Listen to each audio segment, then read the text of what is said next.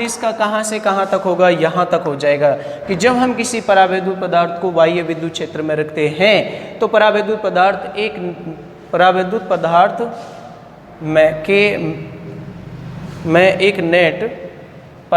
पदार्थ में एक नेट विद्युत द्विध्रुव आघूर्ण उत्पन्न हो जाता है जिसे प्रेरित द्विध्रुव आघूर्ण कहते हैं, और इस पूरी घटना को हम परावैद्युत पदार्थ का ध्रुवण कहते हैं। तो क्वेश्चन दूसरा कैसे पूछ लिया जाएगा, क्वेश्चन नंबर 1 ये बन गया। इससे क्वेश्चन नंबर 2 क्या बनेगा कि परावैद्युत पदार्थ का ध्रुवण क्या होता है, समझाइए। परावैद्युत पदार्थ का ध्रुवण किसे कहते हैं, दूसरा क्वेश्चन ये बन गया। तो सारा सब कुछ कंप्लीट लिख दिया, विद डायग्राम के आप कर दोगे तो बहुत अच्छा रहेगा। ये हमारा जो टॉपिक है यहाँ तक कंप्लीट हुआ, ठीक है ना। यहाँ से एक नया क्वेश्चन और बनेगा, वो भी हम लिखेंगे, इसको आप नोट कर सकते हो।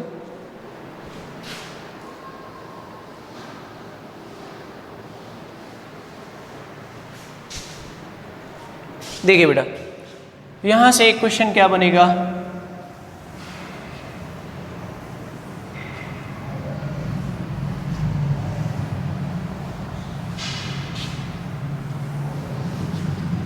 क्वेश्चन के रूप में लिखेंगे हम, रेखीय, क्वेश्चन नंबर 3 बन गया, रेखीय समदैशिक, समदैशिक का मतलब समान दिशा में, रेखीय समदैशिक परावैद्युत पदार्थ किसे कहते हैं, रेखीय समदैशिक परावैद्युत पदार्थ किसे कहते हैं, या परिभाषित करो इसको। ये है बेटा क्वेश्चन। आंसर इसका पहले हम समझाते हैं फिर लिखेंगे। देखिए, जब हम किसी परावैद्युत पदार्थ को बाह्य विद्युत क्षेत्र में रखते हैं तो उसमें नेट प्रेरित द्विध्रुव आघूर्ण उत्पन्न हो जाता है, ये तो आपको पता चल गया, जिसे हम प्रेरित द्विध्रुव आघूर्ण कहते हैं। उसकी दिशा बाह्य विद्युत क्षेत्र की दिशा में ही होती है। देख लीजिए, बाह्य विद्युत क्षेत्र प्लस से माइनस की ओर, यानी कि तीर का निशान लगाया हुआ है, और पी नेट भी मेरा इसी दिशा में लगाया हुआ है, सदिश राशि है तो ये इसी तरीके से कर सकते हैं। दोनों की दिशा समान होने के कारण इसको समदैशिक बोला जाता है, समान दिशा। इसलिए ऐसे पदार्थों को हम क्या कहते हैं, समदैशिक परावैद्युत पदार्थ कहते हैं, ठीक है ना। तो क्या लिखेंगे, जब बाह्य विद्युत क्षेत्र में किसी परावैद्युत पदार्थ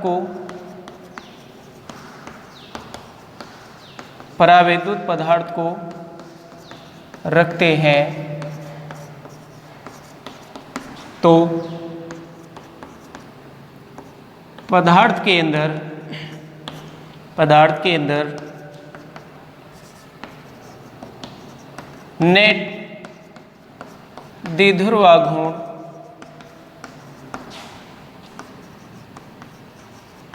उत्पन्न हो जाता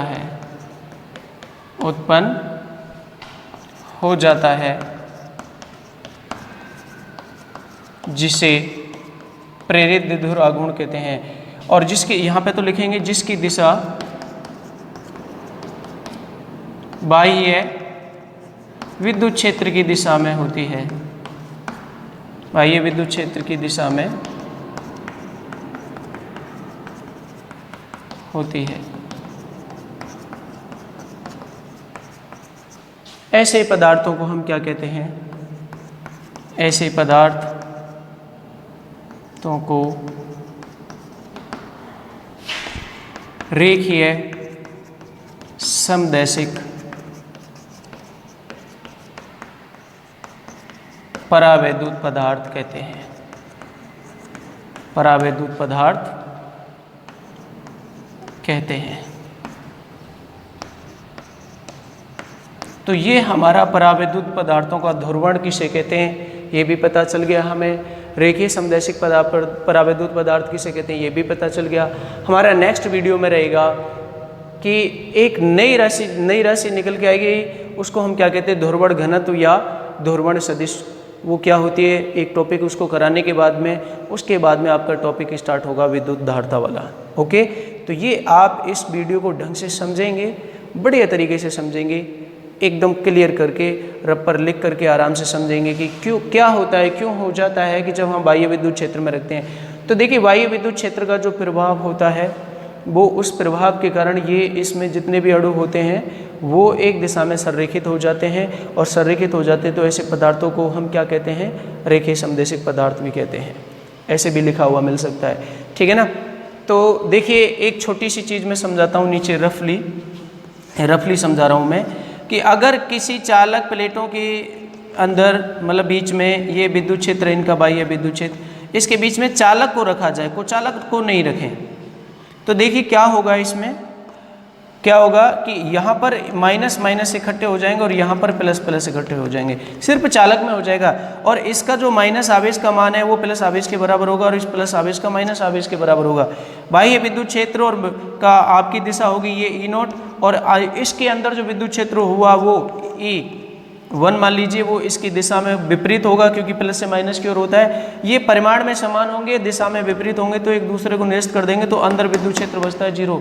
लेकिन कुचालक पदार्थ में जरा ध्यान से सुनिए, कुचालक पदार्थ में इलेक्ट्रॉन फ्री नहीं रहते हैं, सभी बद्ध आवेश होते हैं, बंधे हुए रहते हैं। तो वो इकट्ठे तो सभी नहीं आएंगे, उसके प्रभाव से कुछ आएंगे, और यहाँ पर जो आवेश होगा ये माइनस माइनस इस प्लस प्लस आवेश के बराबर नहीं होगा। तो इसके अंदर भी विद्युत क्षेत्र उत्पन्न हो रहा है, जिसको हम थोड़ा कल समझेंगे अच्छी तरीके से। देखिए, कल पूरा ये जो टॉपिक रहेगा हमारा, इसको समझाने के लिए कि इसका जो विद्युत क्षेत्र है प्लस से माइनस की ओर, इस अणु का भी इधर, इसका भी इधर, सबका इधर ही है। तो इसके अंदर विद्युत क्षेत्र हुआ कुचालक पट्टी के अंदर, और तो कुचालक पट्टी के कारण विद्युत क्षेत्र जो होगा प्लस से माइनस की ओर होगा, वो इस दिशा में होगा।